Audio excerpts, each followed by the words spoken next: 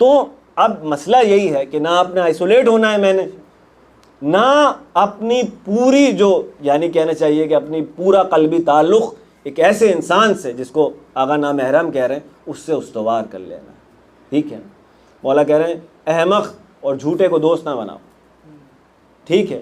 یا مثلا کمزور انسان کو جو ڈرپوک ہے اس سے مثلا احتیاط کرو، مشورہ لیتے میں، کیوں؟ خود ڈرتا ہے ایک تو آپ کو بھی خوف میں. لاجیکل باتیں ہیں ساری، سمجھ میں آنے والی.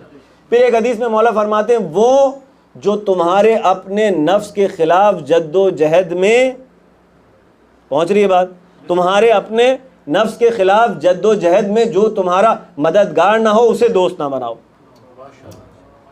اللہ اکبر، یا علی مدد. یعنی تمہارا جو راستہ ہے وہ تو اپنی باطنی اصلاح کا راستہ ہے. تم کس راستے کے مسافر تھے؟ جو مولا نے اب کس